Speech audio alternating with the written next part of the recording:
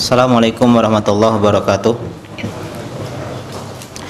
Innal hamdalillah nahmaduhu wa nasta'inuhu wa nastaghfiruh wa na'udzu billahi ta'ala min syururi anfusina wa min sayyiati a'malina. May yahdihillahu fala mudhillalah wa may yudlil fala hadiyalah. Wa asyhadu an la ilaha illallah wahdahu la syarikalah wa asyhadu anna Muhammadan abduhu wa rasuluh.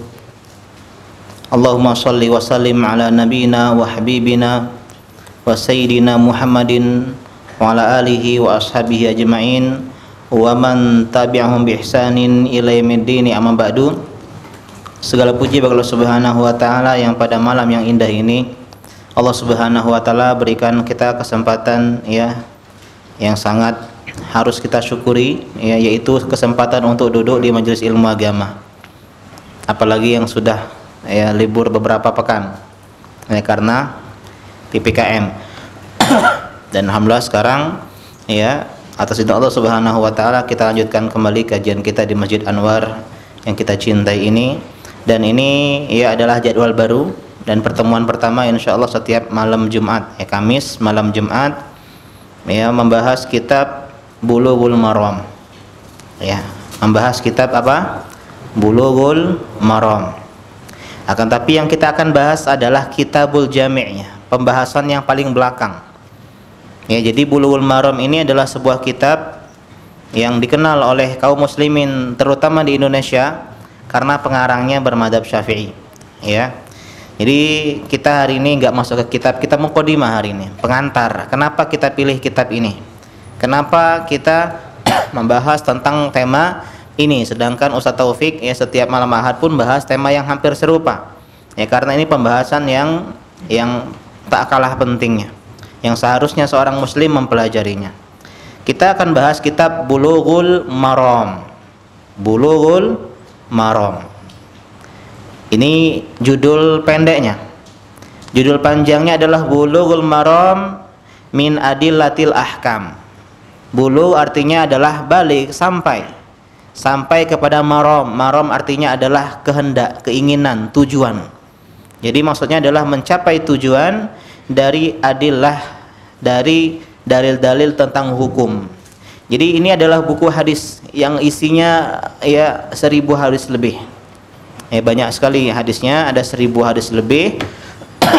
Dan dikarang oleh Al-Hafidz Ibnu Hajar Al-Asqalani rahimahullahu ta'ala. Jadi jangan sampai nggak tahu, pulang ditanya istri, tadi kajian kitab apa? Bulughul Maram. Siapa pengarangnya? Al-Hafidz Ibnu Hajar Al-Asqalani rahimahullahu ta'ala. Dan beliau kita kenalan dulu dengan biografi penulis kitab ini. Karena sebagai wujud terima kasih kita kenalan dengan pengarang kitab ini. Harus tahu bagaimana cara beliau belajar ilmu agama biar kita terinspirasi. Karena kalau kita terinspirasi dengan orang-orang zaman sekarang kayaknya sedikit yang bisa kita ambil pelajaran. Tapi orang-orang terdahulu luar biasa. Kisah-kisah mereka. Beliau lahir di tepi Sungai Nil. Di sebuah kampung dekat Sungai Nil di Mesir. Jadi beliau lahir di negeri Mesir dan beliau bernama asli adalah Ahmad ibn Ali. Ahmad bin Ali yang lebih kenal dengan Ibnu Hajar Al-Asqalani rahimahullahu ta'ala karena beliau keturunan dari Asqalan. Asqalan sebuah kota di Palestina. Beliau lahir di 773 Hijriah, berarti abad yang ke-8. Kita abad yang keberapa? 15, berarti 7 abad yang lalu. 700 sekian tahun yang silam beliau lahir di Mesir. Dan sebagaimana kebiasaan para ulama terdahulu, mereka belajar di waktu kecil.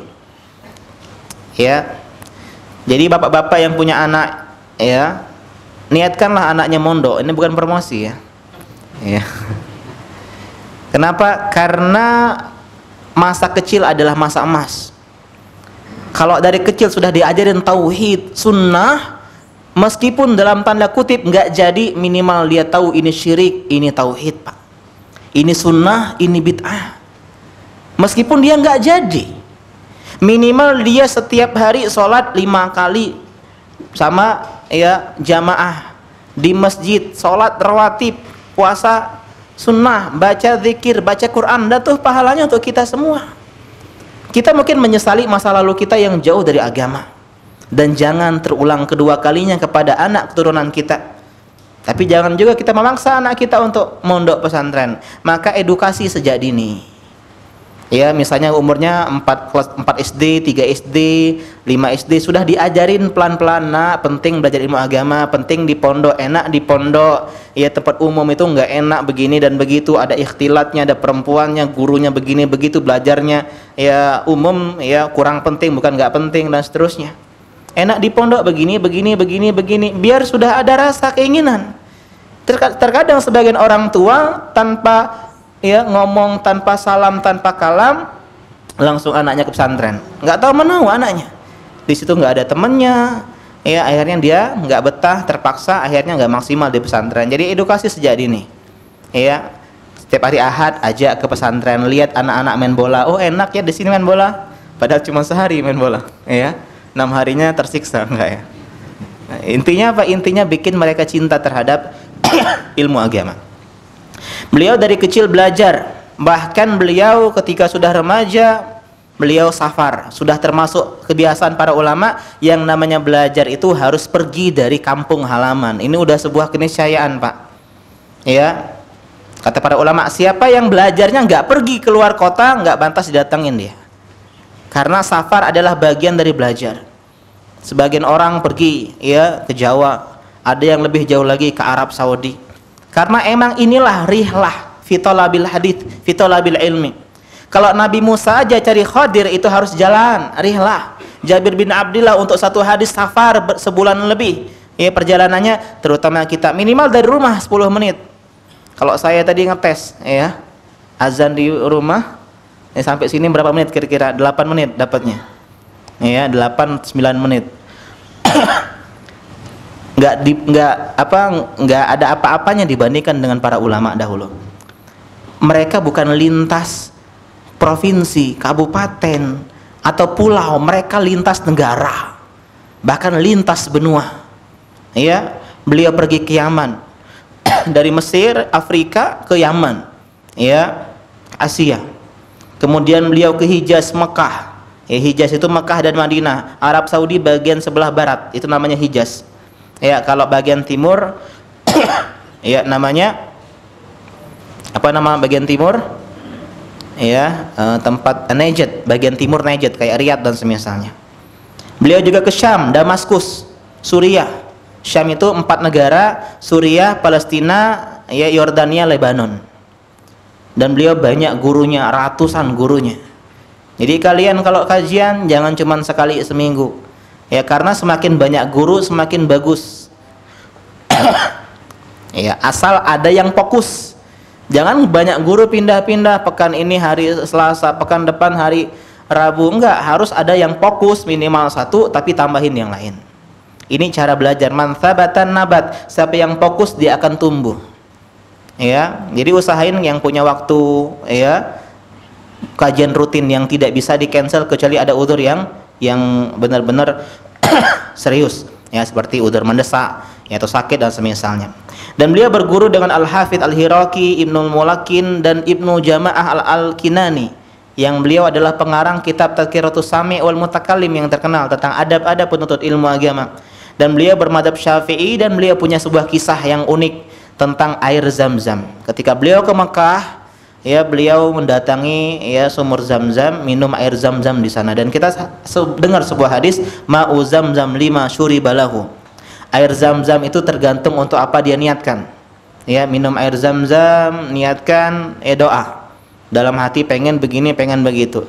Nah, Al-Hafidz Ibnu Hajar karena dia mendengar hadis ini, beliau meniatkan dengan air Zam-Zam. Ya, kalau kita mungkin istri yang cantik ya, kemudian harta yang banyak, Pajero Sport dan semisalnya ya, anak yang unyu dan semisalnya. Beliau pengen seperti Imam Az-Zahabi. Imam Az-Zahabi seorang ulama ya, sebelum beliau terkenal ahli sejarah, terkenal ahli hadis dan luar biasa. Beliau punya karya yang begitu fenomenal ya, Syiar A'lam An-Nubala. Beliau pengen seperti Al-Hafidz Ibnu Hajar. Ini Pak cita-cita, tujuan. Pengen jadi seperti apa? Ya. Kemudian ternyata setelah beliau minum dan berlalu waktu, berlalu tahun, puluhan tahun, ulama mencatat bahwasanya Al-Hafidz Ibnu Hajar dalam tanda kutip mengalahkan Imam Az-Zahabi. Beliau ulama yang luar biasa. Di antara ya mahakaryanya adalah kitab Fathul Bari, syarah dari Sahih Al-Bukhari. Itu syarah yang paling terhebat dalam Sahih Bukhari. Ya. Kata para ulama, nggak ada lagi syarah yang lebih lengkap dibandingkan syarah Sahih Bukhari yang dikarang oleh Ibnu Hajar, yaitu Fathul Bari. Yang ini adalah kitab dalam tanda kutip wajib dimiliki oleh ulama. Ya, kitab ya karya beliau diantaranya adalah Fathul Bari. Dan beliau ya dijuluki Al-Hafidz dan Syekhul Islam. Jadi di antara juluk yang dijuluki Syekhul Islam bukan hanya Ibnu Taimiyah rahimahullah, bukan hanya Muhammad bin Abdul Wahhab rahimahullah, tapi juga Ibnu Hajar Al-Asqalani, Pak. Beliau dijuluki Syekhul Islam dan beliau terutama dalam masalah hadis. Dan beliau banyak muridnya, di antaranya yang terkenal Imam As-Sakhawi, dan beliau mengarang kitab yang sangat banyak sekali. Yang paling terkenal adalah Fathul Bari, dan yang paling tipis yang juga terkenal adalah Bulughul Maram yang akan kita pelajari. Ada Nukhbatul Fikar, ada Taqribut Tahzib, Tahzibut Tahzib, dan dia wafat di usia 852 Hijriah dengan usia 79 tahun.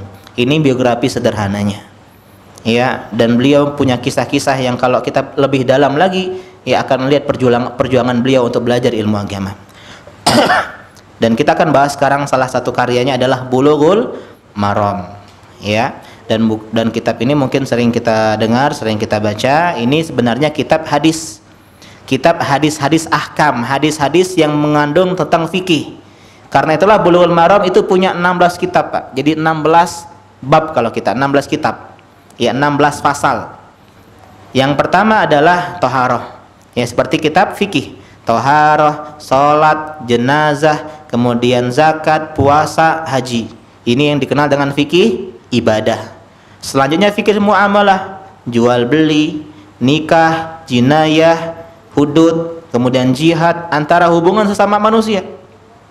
Makanan, sumpah, ya sumpah atau nadar, peradilan, merdekakan budak, dan yang terakhir yang ke-16 adalah Kitabul Jami'. Kitabul Jami' yang akan kita pelajari. Jadi kita hanya ngambil satu kitab saja, satu pembahasan saja yang di akhir kitab Bulughul Maram yang ini mencakup tentang adab dan akhlak.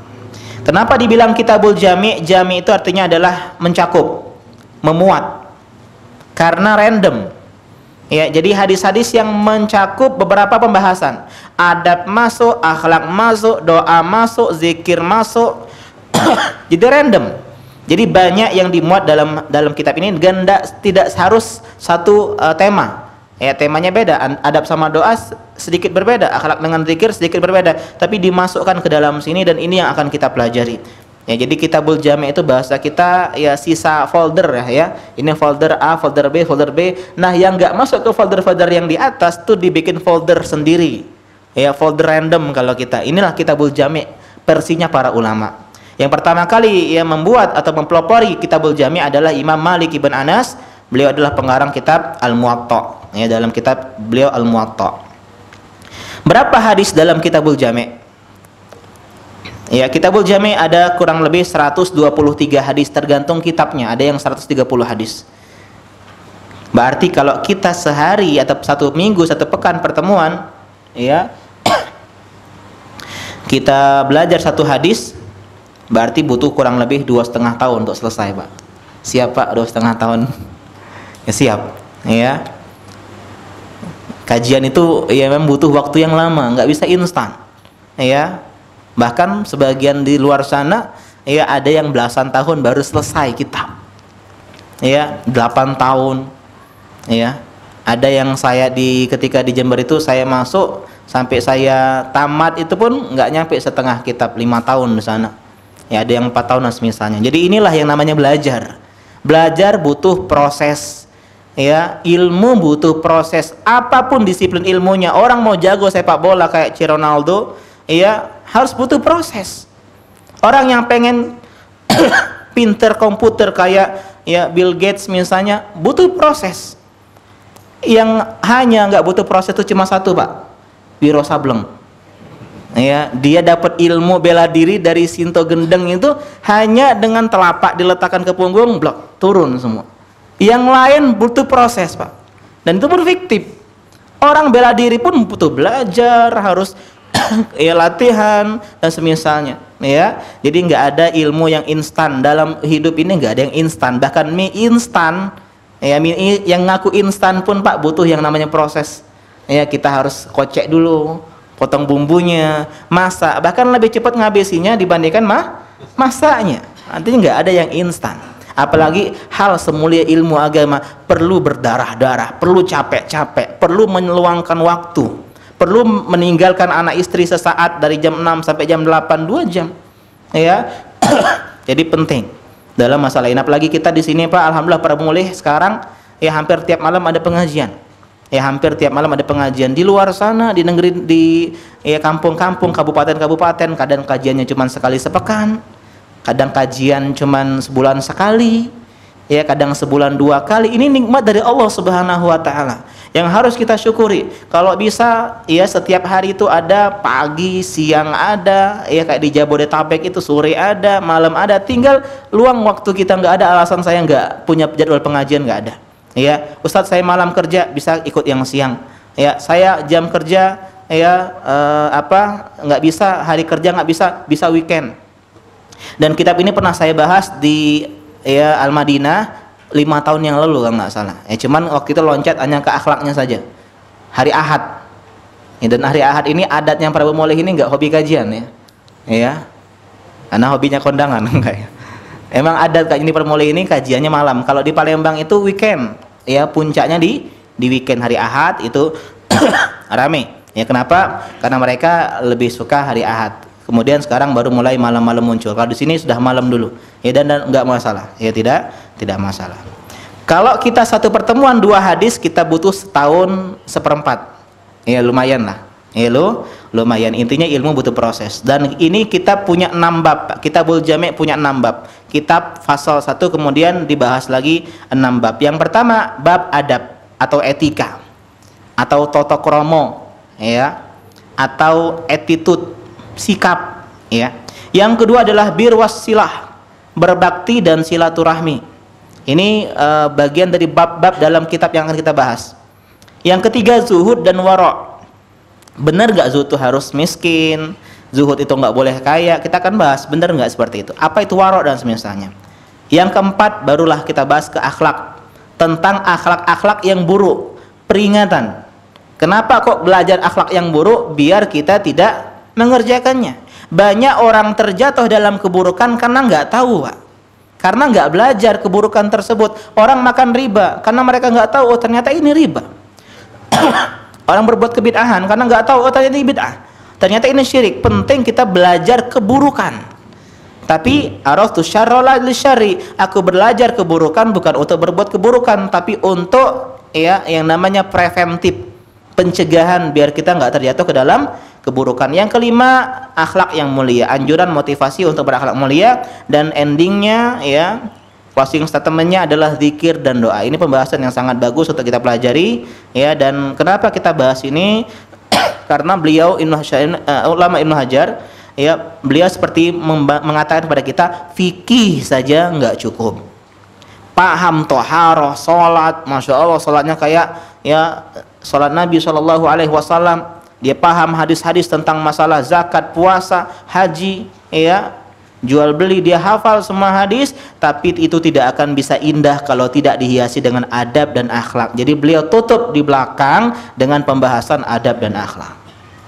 Ya, karena kalau kita banyak ilmunya, banyak hartanya, banyak ibadahnya, ya, banyak sholatnya, banyak puasanya, banyak baca Qur'annya, tapi kalau nggak diiringi dengan adab dan akhlak, justru ini bisa jadi bumerang bagi kita. Kita akan sombong dengan amal ibadah kita, kita akan ujub dengan keilmuan kita. Jadi penting kita belajar tentang masalah ini. Apalagi ini diantara kekurangan kita salafin menurut orang-orang awam. Ya, kita sering dicelang dari sisi ini. Rajin sih sholat, tapi adabnya, akhlaknya itu terus yang diserang dari kita. Padahal sebenarnya kita nggak kalah dibandingkan mereka, tapi memang di antara kita sebagian mungkin ya kurang memahami dalam masalah ini. Dan inilah yang dilihat oleh orang pertama kali, Pak, kesan pertama. Orang nggak tahu kita berapa kitab yang kita tamatin. Orang nggak tahu berapa juz yang kita hafal. Orang nggak tahu berapa sering kita ke pengajian. Orang nggak tahu berapa lama kita kenal hidayah sunnah. Nggak ada yang tahu. Yang mereka tahu adalah adab dan akhlak kita, karena inilah kacamata pertama orang awam terhadap kita. Jadi ini adalah hal yang penting. Karena ya manhaj salaf itu bukan hanya dalam ibadah saja sebenarnya. Dan ini PR kita bersama ya, termasuk saya demikian ya, butuh yang namanya adab dan akhlak. Jadi kita ada pembahasan adab dan akhlak. Dan bedanya secara umum ya, ini secara umum dulu, adab itu perbuatan. Akhlak itu sifat. Itu bedanya. Ya. Adab itu perbuatan. Bahasa kita adalah etika, itu kan perbuatan, ya, sikap, attitude, ya. Contoh misalnya berkata lembut, itu kan adab, ya. Kemudian adab misalnya makan dengan tangan kanan, itu kan adab, etika. Sedangkan akhlak itu sifat. Sebagaimana sifat, karakter, perangai, tabiat, dan ini pun dibagi jadi dua yang namanya akhlak. Akhlak yang mahmudah dan akhlak yang madmumah, terpuji dan buruk. Kita bahas kan tadi ada akhlak yang buruk, akhlak yang baik. Jadi akhlak itu lebih umum dibandingkan dengan adab. Dan akhlak dan adab itu saling berkaitan. Orang yang beradab merupakan orang yang sifatnya bagus, akhlaknya bagus. Orang yang akhlaknya bagus maka dia akan mengamalkan adab-adab yang baik. Ini diantara pembeda secara dasar. Dan kita akan bahas sedikit tentang akhlak yang mulia. Ya, hari ini karena ini bahas secara masalah adab akhlak, kita akan motivasi. Ya, istilah triggernya, biar kita semangat setiap malam Jumat nih duduk di sini, ngajak teman-teman kita, ngajak kenalan kita untuk sama-sama setelah kita belajar akidah, belajar fikih, belajar yang lain, kita pun hiasi diri kita biar kita menjadi pribadi yang beradab dan berakhlak mulia, karena sangat indah dan pentingnya dalam hidup kita. Bukan cuman ini, Pak, adab itu bukan cuman yang menarik perhatian ya orang untuk kesan yang indah, tapi lebih dalam dibandingkan itu. Kita bahas urgensi dulu, pentingnya. Kenapa akhlak mulia itu penting? Yang pertama karena diperintahkan oleh Allah dan Rasulullah SAW. Artinya ibadah. Karena akhlaknya orang jahiliyah, Pak, bukan karena perintah Allah, harga diri. Kenapa dia mendapat janji? Harga diri. Kenapa dia jujur? Harga diri. Dia nggak peduli ini perintah Tuhan apa enggak. Sedangkan kita karena ini perintah Allah Subhanahu wa taala, bukan agar kita punya nama baik, bukan biar kita punya personal branding, bukan biar nama kita dipuji dan dipuja berakhlak mulia, tidak, tapi karena ini adalah perintah dari Allah Subhanahu wa taala, ibadah. Kata Nabi SAW dalam hadis yang kita sering dengar, ittaqillaha haitsuma kunta, bertakwa kepada Allah dimanapun berada. Ini adalah hubungan kita sama Allah Subhanahu wa taala, Pak. Adab kepada Allah Subhanahu wa taala. Yang kedua, wa'bi sayyi'atal hasanah tamhuha. Iringilah keburukan dengan kebaikan. Kalau dosa, istighfar, langsung balas dengan kebaikan. Tamhuha, niscaya kebaikan akan menghapus keburukan. Ini adab terhadap diri kita sendiri, manusia, antara kita sama diri kita, jiwa kita. Ini yang kedua. Setelah kita memperbaiki adab sama Allah, sama diri sendiri, jangan lupa yang ketiga, wa khaliqin nasa bi khuluqin hasan. Kata Nabi, dan pergaulilah manusia dengan akhlak yang mulia, dengan budi pekerti yang luhur. Artinya ini perintah dari Nabi SAW. Ini yang pertama. Yang kedua, karena ini adalah sifat Rasulullah SAW. Karena ini karakter Nabi SAW yang kita dituntut untuk meneladani beliau dalam segala aspeknya, ya, terutama aspek ini. Bukan hanya dari tata cara sholatnya, bukan hanya dari cara toharohnya, tapi juga dengan akhlak dan adabnya. Kata Allah Subhanahu wa taala, bahkan Allah bersumpah, ya, wal qalami wama yasturun. Kemudian di antara ayat-ayat selanjutnya, wa innaka la'ala khuluqin azim. Benar-benar engkau wahai Muhammad berada di atas akhlak yang luhur, budi pekerti yang mulia. Quran surat Al-Qalam ayat keempat. Kemudian yang ketiga, ya, hikmah diutusnya Nabi SAW. Kata Nabi SAW, innama bu'ithu liutammima salihal akhlak. Aku ini diutus di antara hikmahnya selain menegakkan tauhid, ya, menyebarkan sunnah, menyempurnakan akhlak yang mulia. Kenapa sempurna? Karena orang-orang Arab jahiliyah punya akhlak, Pak. Punya akhlak yang baik, tapi belum sempurna karena juga diiringi dengan akhlak yang buruk. Sehingga Rasulullah diutus untuk ini loh akhlak yang baik, ini loh akhlak yang mulia. Yang keempat, Rasulullah SAW berdoa meminta akhlak yang baik. Kalau Nabi berdoa minta sesuatu, artinya sesuatu ini penting, Pak, urgen. Dan di antaranya ada akhlak yang mulia.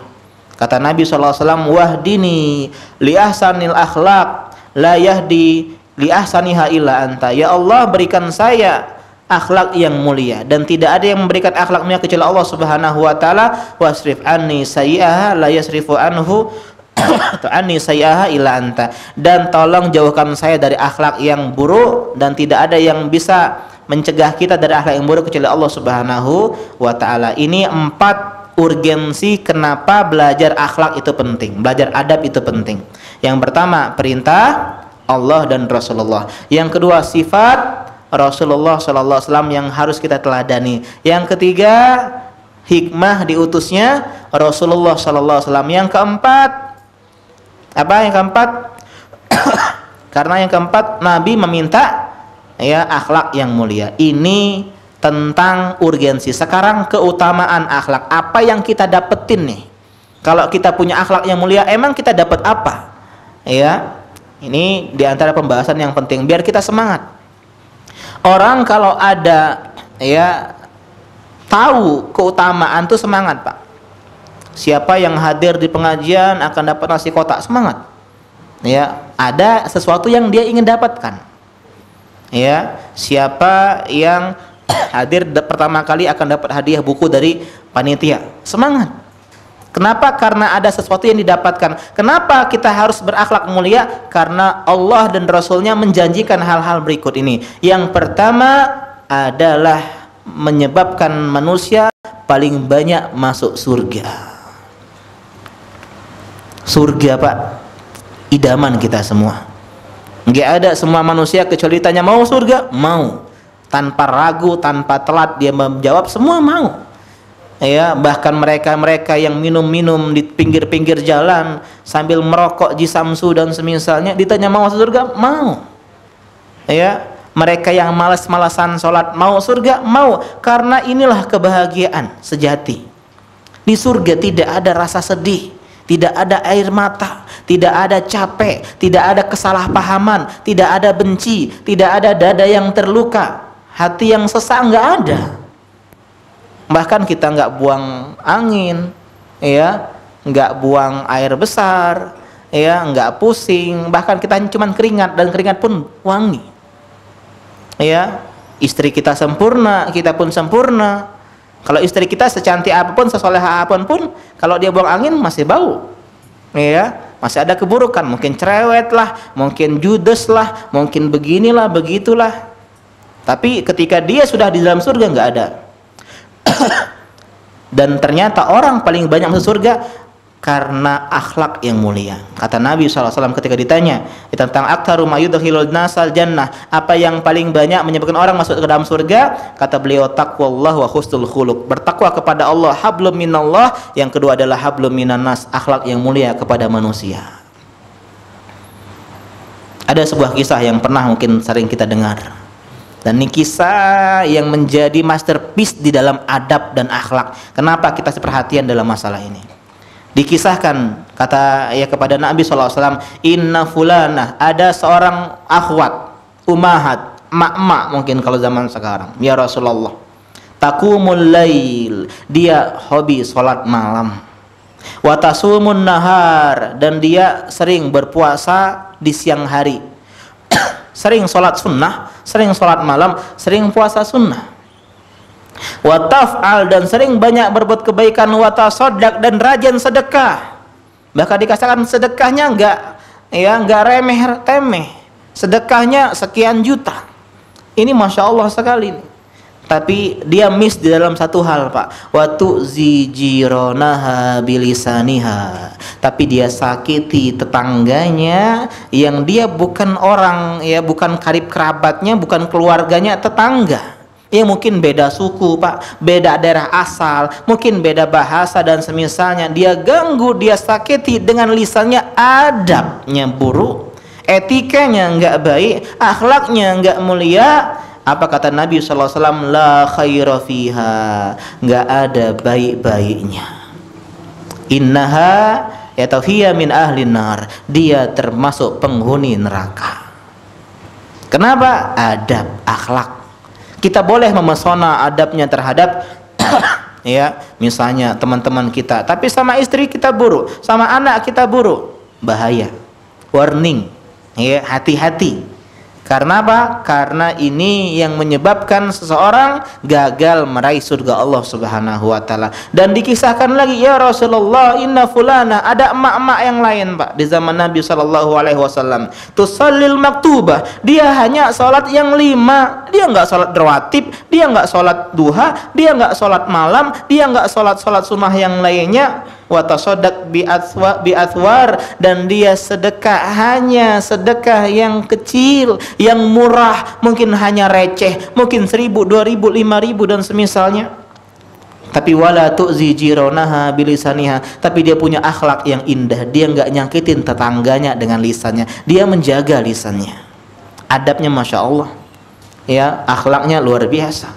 Apa kata Nabi? Meskipun amalan sedikit, hiya min ahlil jannah, dia penghuni surga. Hadis ini sahih dalam Bukhari ya, dalam Adabul Mufrad, ya, oleh Imam Al-Bukhari, dan dalam Hakim dalam Mustadraknya.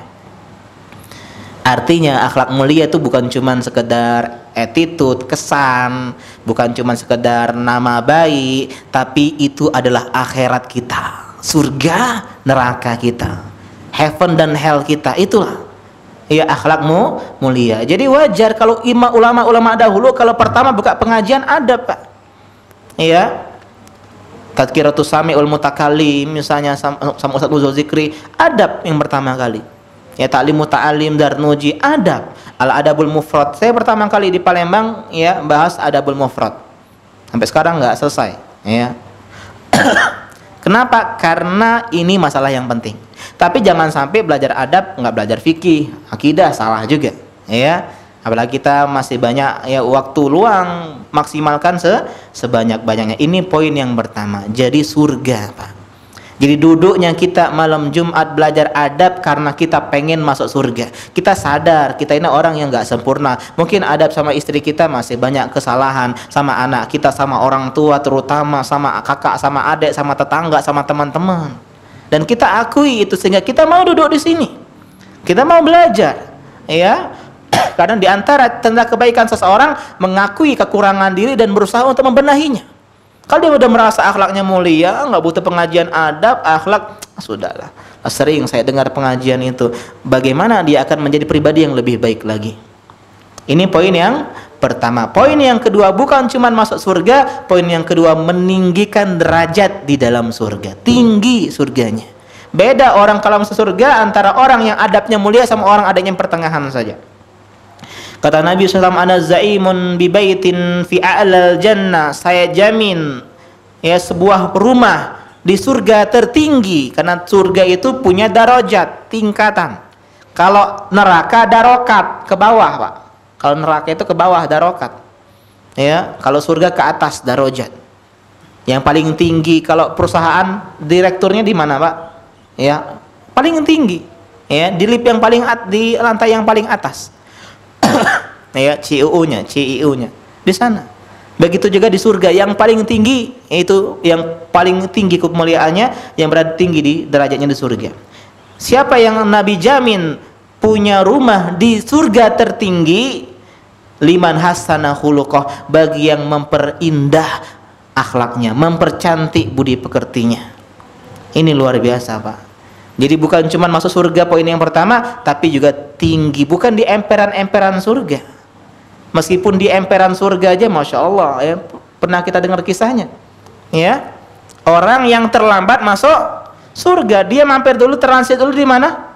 neraka dalam tanda kutip, transit di sana. Sampai mutung, sampai hangus, terbakar. Diberi syafaat keluar dari neraka.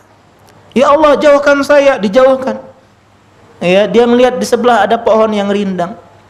Ya Allah, mohon dekatkan saya ke pohon tersebut. Please, hanya inilah terakhir permintaan saya. Allah dekatkan. Lihat sebelah ada pohon yang lebih gede dan lebih rindang. Ya Allah, boleh tidak nambah satu permintaan lagi? Dan ini nian yang terakhir. Ini manusia kaca itu, ya kan? Rokok terakhirnya nih, rokok terakhir. Ujungnya nambah lagi, ya? Tidak ada istilah terakhir. Akhirnya Allah, karena Allah ya Rahman Rahim, Allah kabulkan. Dia dekatkan ya dengan pohon yang lebih gede lagi. Dan di sana terdengar suara ya gembira dan bahagianya penduduk surga. Minta deketin lagi, minta lagi. Ya, istilahnya nganyang lagi, ya, nawar lagi, didekatkan dengan surga. Aku tidak usah masuk ya Allah, pinggirnya baik. Ya, ketika sudah di pinggir, ternyata dia, ya Allah tolong masukkan saya ke dalam surga. Sampai Allah Subhanahu Wa Taala pun dalam hadis itu tertawa, ya. Cuman tertawanya Allah nggak tahu ya, nggak kayak kita ngakak, ya, gigi kelihatan. Allah alam, yang jelas kita imani hadisnya Allah tertawa. Kemudian dimasukkan ke dalam surga. Di dalam surga dimasukkan dan diberi 2 bidadari, Pak. Jadi tidak ada jomblo di dalam surga, semua poligami. Kalau kita ya baik akhlaknya, ya baik ibadahnya, Pak, tenang, pasti poligami, tapi di surga. Kemudian dia ketika dapat 2 bidadari dan diberikan ya, diberikan apa? Dunia dan 10 kali lipatnya. Antum punya dunia, antum punya Amerika, Tiongkok, Eropa, antum punyanya. Ya, itu 10 kali lipatnya. Orang yang paling rendah dari di surga, dan uniknya dia ngerasa orang yang paling hebat dan paling enak di surga. Wis, kati ngalahi aku di surga ini lemaknya. Padahal yang paling rendah. Inilah uniknya surga dan neraka. Ya, kalau di surga itu, Pak, semua orang ngerasa paling hebat. Karena itulah di dunia kenapa kita nggak bahagia? Karena ada orang yang lebih hebat. Kita kaya, lihat yang lebih kaya, kurang nikmatnya. Tapi orang yang paling miskin dalam tanda kutip, nggak ada di surga yang miskin. Yang paling rendah kedudukannya, dia merasa orang yang paling kaya. Nggak ada yang lebih kaya dibandingkan dia. Termasuk neraka, Pak. Kalau kita kenapa bisa sabar miskin di dunia? Banyak yang lebih miskin. Enggak apa-apa lah. Sebelah aku udah makan. Aku masih lama makan sehari sekali. Sebelah ada makan sama sekali. Dia seminggu sekali. Asal Jumat. Ya. Sehingga apa? Sehingga agak lebih ringan lah. Tapi orang di dalam neraka yang paling ringan siksanya merasa seperti yang paling besar azabnya. Ini bahayanya ya siksa dalam neraka. Jadi ini enaknya kita ya dengan akhlak mulia, derajat kita tinggi dalam surga. Yang ketiga, menjadi pribadi yang dicintai oleh Rasulullah SAW. Kalau kita dicintai oleh misalnya orang yang terkenal, oh masya Allah nih, dia follow akun kita, oh senang kita, oh lihat nih, ya, misalnya Ustadz Firanda nih follow akun saya, oh senang, ya, karena kita senang dengan orang yang kita cintai, senang. Bagaimana kalau kita dicintai orang yang kita cintai, luar biasa. Apalagi kalau dia adalah Rasulullah SAW. Kita dicintai oleh Nabi SAW, dan termasuk orang yang bukan hanya dicintai, tapi paling dicintai. Saking dicintainya, kita satu circle sama beliau. Ya, satu pergaulan, satu pertemanan, tempat duduknya, tempat nongkrongnya. Ya, dalam tanda kutip di surga sama-sama dengan Nabi SAW, bertetangga dengan Nabi. Kata Nabi SAW, inna min ahabbikum ilayya wa aqrabikum minni majlisan. Sesungguhnya di antara orang yang paling saya cintai, yang paling dekat tempat duduknya samaku nanti di surga adalah yaumal qiyamah, hari kiamat, ahasinakum akhlaqan, orang yang paling mulia akhlaknya. Jadi semakin kita berakhlak mulia, semakin dekat kita dengan Nabi SAW kedudukannya. Semakin kita berakhlak mulia, semakin dicintai oleh Nabi SAW. Ya, kalau kita cinta bertepuk sebelah tangan kan sedih. Lihat aja nih tangan. tidak ada yang nyautnya. Ya, dan kita semua cinta dengan Nabi SAW. Yang jadi tolak ukur bukan bagaimana kita cinta, tapi bagaimana Rasulullah membalas cinta kita agar cinta kita nggak bertepuk sebelah tangan. Di antaranya adalah akhlak yang mulia. Dan poin yang keempat, memberatkan timbangan dan mizan hari kiamat. Berat timbangan kita, artinya bisa mengalahkan ibadah-ibadah yang lain, Pak. Mungkin kita nggak kuat puasa, kita cuman puasa Ramadan. Mungkin kita nggak kuat untuk sholat malam. Mungkin kita nggak kuat untuk sholat rawatib. Kita cuman sholat yang 5 saja. Jangan sedih ketika melihat orang yang rajin puasa, rajin sholat, kita bisa kalahin dia dengan akhlak yang mulia. Kita bisa selevel dengan dia karena akhlak yang mulia. Ma min syai'in yudha fil mizani yaumal qiyamah athqal min husnil khuluq. Tidak ada sesuatu yang diletakkan di mizan timbangan di hari kiamat yang lebih berat dibandingkan akhlak yang mulia. Itu bobotnya berat. Bahkan kata beliau Nabi, inna sahiba husnil khuluq la yablughu bihi darajata sahibi shaumi was shalah. Dan orang yang berakhlak mulia bisa selevel dengan orang yang rajin puasa dan rajin sholat. Kita sadar, ya mungkin di pintu sana kita mungkin nggak bisa, kita sedekahnya kurang, kita nggak punya sedekah kita sedikit, sholat kita juga sedikit, kemudian ya puasa sunnah kita sedikit. Jangan kita yang ngerasa kalah, kita bisa salib, bisa satu level dan bisa satu circle dengan mereka dengan akhlak yang mulia. Perbaiki lisan kita, tahan amarah kita, berwajah manis dan semisalnya, kita akan jadi orang yang berakhlak mulia. Ini poin yang kelima, poin keenam, yang keempat, ya. Kecepatan itu kayaknya, itunya HP-nya ya. Kalau di zamanan 19.20, berarti 4 menit lagi ya. Hah? 18 ya, berarti 2 menit lagi ya. Iya. Kemudian selanjutnya poin yang kelima, ya, dikit lagi. Menyempurnakan keimanan. Iman akan jadi sempurna dengan akhlak yang mulia. Semakin sempurna iman berarti akhlak kita bagus. Semakin ya kita akhlaknya nggak bagus, semakin berkurang keimanan kita. Kata Nabi, akmalul mu'minina imanan ahsanuhum khuluqa. Orang yang paling sempurna imannya adalah orang yang paling berakhlak mulia, terutama kata Nabi kepada anak dan istrinya. Dan ini adalah kekurangan banyak laki-laki, Pak. Banyak suami miss di sini. Karena itulah fikih rumah tangga paling dibenci oleh bapak-bapak. Yang paling semangat siapa? Emak-emak. Fikih rumah tangga. Ya, bapak-bapak fikih rumah tangga. Ya, karena dia banyak miss di situ. Ya. Dan memang situ berat ya dalam masalah ini. Kita bisa, Pak, baik di hadapan rekan kerja kita, bos kita, karyawan kita, teman-teman kita. Karena ketemunya cuma sekali, mungkin sehari cuma 5 jam, sehari cuma ya di masjid aja, sehari cuma di pengajian seminggu berapa kali. Bisa kita menjadi orang yang baik. Tapi di dalam rumah ya yang 24 jam mungkin mandi bareng afwan ya. Satu selimut tidurnya ya. Kita berat untuk menjadi orang-orang yang totalitas baik dalam masalah ini. Itulah diantara ujian ya. Ujian apa? Ujian akhlak yang mulia terhadap istri dan anak-anak kita. Ya, kita dengarkan azan dulu ya. Lanjut sedikit setelah azan. Sekarang yang terakhir, yang keenam. Mendatangkan kebaikan atau kebajikan yang banyak. Kata Nabi SAW, al-birru husnul khuluq. Kebajikan itu adalah akhlak yang mulia. Artinya seolah-olah kebaikan itu hanya akhlak yang mulia.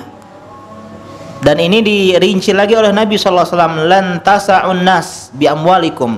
Kalian nggak bisa menyenangkan hati semua manusia dengan harta kalian, Pak. Kenapa? Harta terbatas. Coba ngasih semua orang di sini harta, habis kita. Iya, nggak ada nafkah untuk istri dan anak kita. Kita nggak bisa menyenangkan manusia, berbuat baik kepada manusia dengan totalitas dengan harta kita. Tapi ada sesuatu yang tidak pernah habis yang bisa kita berikan kepada manusia. walakin yas'uhum minkum bastul wajhi wa husnul khuluq. Tapi kalian tidak akan ya bisa kehabisan, atau kalian bisa memberikan kebaikan yang tidak ya, yang unlimited, tidak terbatas, dengan wajah yang berseri-seri, dengan muka manis, dengan muka yang indah, dengan senyum dan semisalnya. Ini sedekah yang nggak ada habisnya. Ada yang habis senyum, kenapa nggak senyum? Lagi habis kuota? Nggak ada. Ya, kita bisa semuanya kasih. Ya, dan juga akhlak yang mulia. Maaf Pak, saya nggak bisa kasih harta, tapi saya bisa bantu, tapi saya bisa tolong, tapi saya bisa kasih nasihat, saya bisa kasih sesuatu, saya bisa kasih bantuan dan semisalnya. Karena itulah ketika kita punya akhlak mulia, kita akan mengambil andil kebaikan yang banyak. Karena itulah disinilah yang menjadi ya poin sebagian orang itu, kenapa tadi ya berat timbangannya, kenapa bisa menyamai derajat orang yang hobi puasa dan sholat, kenapa ya bisa sempurna akhlaknya, karena dia punya pintu kebaikan yang banyak. Kalau harta paling 1-2 orang yang bisa kita berikan ya, kalau bantuan tapi dengan senyuman, wajah manis, kemudian dengan akhlak yang mulia ya, dengan kita tegur, kita senyum, minimal kita nggak ganggu dia, ini adalah sebuah kebaikan yang sangat indah. Itulah mungkin pembahasan kita tentang masalah akhlak yang mulia, trigger kita ya. Jadi intinya tadi keutamaan akhlak ada 6 yang kita sebutkan. Yang pertama, masuk ke dalam surga ya, bahkan yang paling banyak nyebabin orang masuk ke dalam surga. Yang paling banyak nyebabin orang masuk neraka apa? 2, al-fam wal farj, mulut dan kemaluan. Dua-duanya karena akhlak yang buruk. Kenapa mulut akhlaknya buruk? Dengan mulutnya suka bohong, suka gibah ya, suka beli pempek 3 ngomong 2 ya, kemudian banyak hal-hal yang lainnya, ngomong sesuatu yang nggak benar.